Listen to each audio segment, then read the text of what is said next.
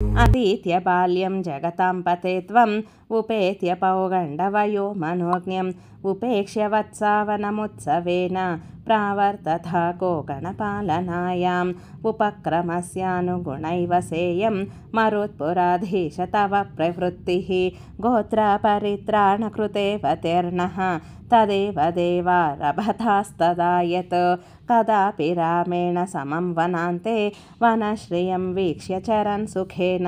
श्रीरामनाम्नः स्वसखस्य वाचा मोदादगाधेनुककाननं त्वम् उत्तालतालीनि वहेत्वदुक्त्या बलेन धूतेऽथ बलेन दोर्भ्यां मृदुःकरश्चाभ्यपतत् पुरस्तात् फलोत्करो धेनुकदानवोऽपि समुद्यतो धैनुकपालनेऽहं कथं वधं धैनुकमद्य कुर्वे इतीव मत्वा ध्रुवमग्रजेन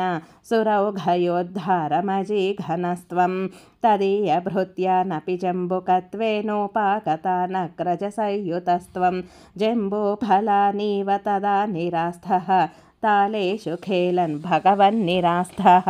विनिघ्नति त्वय्यथ जम्बुकौघं सनामकत्वाद्वरुणस्तदानीं भयाकुलो जम्बुकनामधेयं श्रुतिप्रसिद्धं व्यधितेति मन्ये तवावतारस्य फलं मुरारे सञ्जातमद्येति सुरैर्नुतस्त्वं सत्यं फलं जातमिहेतिहासी बालैः समं तालफलान्यभुङ्क्ताः मधुद्रवसृन्ति बृहन्ति तानि फलानि मेदो भरभृन्ति भुक्त्वा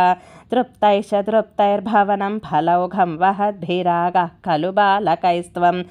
हतो हतो धेनुक इत्युपेत्य फलान्यदद्भिर्मधुराणि लोकैः जयेति जीवेति नुतो विभो त्वं मरुत्पुराधीश्वर पाहि रोगात्।